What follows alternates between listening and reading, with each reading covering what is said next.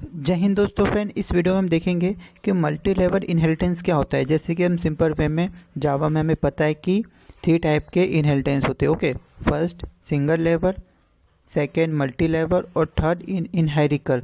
हमने इससे पहले वाले वीडियो में सिंगल लेवल इनहेरिटेंस देख लिया है। अब हम देखेंगे मल्टी लेवल इनहेरिटेंस क्या होता है।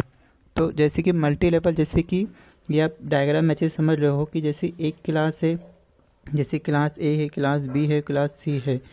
क्लास सी की प्रॉपर्टी हम बी में एक्सेस करेंगे, बी की एक्सेस हम ए में करेंगे। इसी को मल्टीपल लेवल इनहेरिटेंस कहते हैं। ओके, हम डेफिनेशन देख लेते हैं।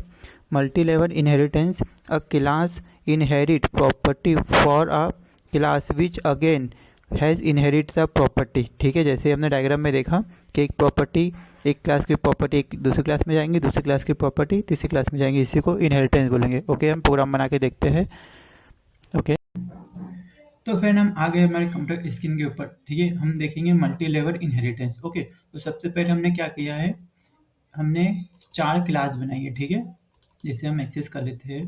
ओके, जैसे हमारे ए बी सी डी हमारी 4 क्लास है। ठीक है, जिससे हमको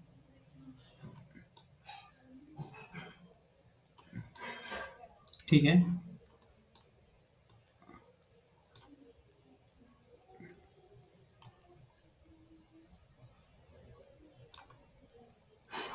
डी को साइड में कर लेते हैं। हो गया, साइड में हो गया। ठीक है, जैसे साइड में नहीं हो पा रहा ये।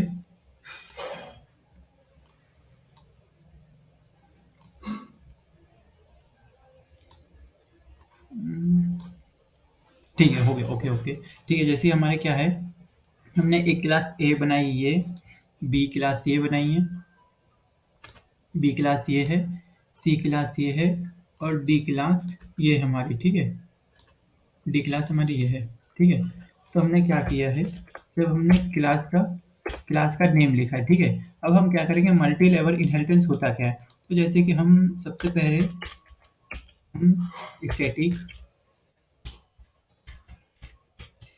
Static int X is equal to 100 किया। ठीक है, हमने क्या किया है, एक क्लास में एक स्टैटिक वेरिएबल डिक्लेयर किया है। ठीक है, अब हम ए क्लास का जो वेरिएबल है वो बी में एक्सटेंड करेंगे।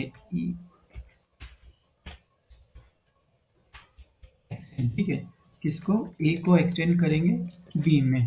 ठीक है, और हम बी में भी एक वेरिएबल बना लेंगे, जैसे कि int X equal to 200, Y equal to 200। ये भी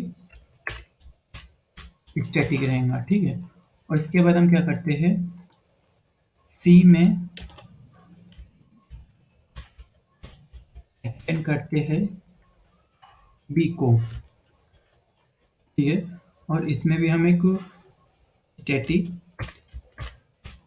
स्टैटिक इन टाइप का वेरिएबल करते हैं, वाई जेड इक्वल टू 300।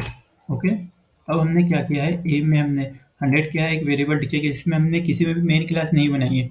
जहाँ से आपको एक्सेस करना होगा वहीं पे आपको मेन क्लास बनाना पड़ेगा। ठीक है, तो हमने क्या किया, पहले ए क्लास बनाई है, ए क्लास की जो वैल्यू हमने बी में एक्सटेंड करी है। ठीक है, और बी क्लास की जो वैल्यू हमने सी में एक्सटेंड करी है। ठीक है, और सी में हमारा क्या है, सी में हम एक्सटेंड कर देते हैं सी, डी में एक्सटेंड कर देते हैं सी को।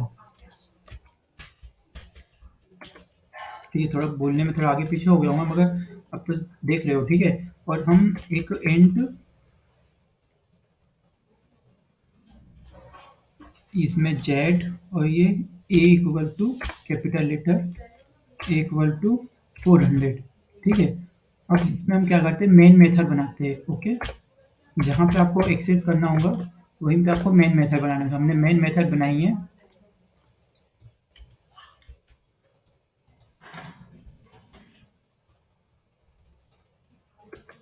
मेन मेथड बनाने के बाद हम ए को प्रिंट करवाते हैं। ओके, तो हमने सिंपली क्या किया, अभी एक हमने मेन मेथड बना, जैसे सिंपल हमारा प्रोग्राम होता है, तो हमने इसको एक ए को प्रिंट करवाते हैं, जैसे हमारा जो 400 आएगा। ठीक है,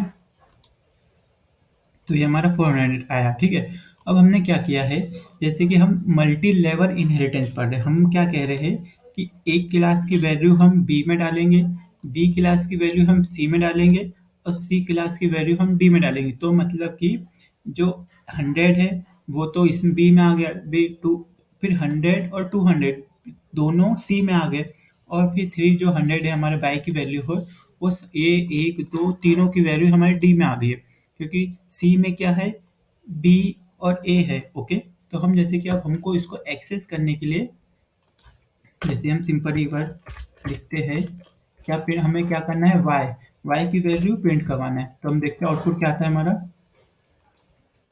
हमारा वाई आ गया 100 आ गया। तो हम ऐसे सीक्वेंस वाइज करते हैं। ओके, जैसे हम एक्स करते हैं, पहले एक्स वाई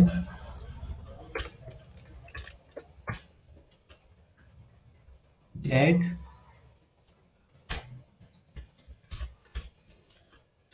और ये हमारा फॉर्मेट, ठीक है। तो हमने क्या किया है, जैसे हम इसको हमने स्टैटिक वेरिएबल बनाया, जो हमने पहले स्टैटिक और नॉन स्टैटिक देखा था सिंगल लेवल इनहेरिटेंस में। ये नॉन स्टैटिक रहता तो आपको वेरिएबल क्रिएट करना पड़ता, मैं ये स्टैटिक है तो आप सीधे कॉल कर सकते हो। ओके, हम थोड़ा इसे और ऊपर कर लेते हैं, ठीक है, हमें इतनी ज़रूरत है। तो हमने क्या किया, एक पैकेज जो हमारा पैकेज सब में सेम है, हमने डी क्लास बनाई है, जिसमें सी वेरिएबल में सी में हमारा क्या है, बी और ए है, और बी में क्या है, हमारा ए है। तो हमने क्या किया, एक वेरिएबल क्रिएट किया है, ठीक है, जो हमने सिस्टम एक्स को प्रिंट करवाया, तो एक्स 100 यहाँ पर है, वाई 100, वाई यहाँ पर है 200, और जेड हमारा 300 यहाँ पे है। तो हम आउटपुट देखते हैं, रन करवाते हैं प्रोग्राम को।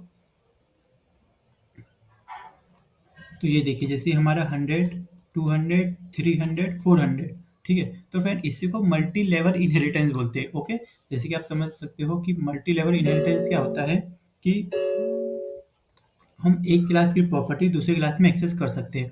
ओके, अब फ्रेंड जैसे ही हमने ये वेरिएबल का देखा, वैसे ही हम मेथड का भी कर सकते हैं। ओके, हम इस वीडियो में सिर्फ वेरिएबल का ही देखेंगे, आगे आने वाले वीडियो में हम मेथड का देखेंगे। अगर आपको वीडियो अच्छा लगा, समझ में आया हो, तो वीडियो को लाइक कीजिए और चैनल को सब्सक्राइब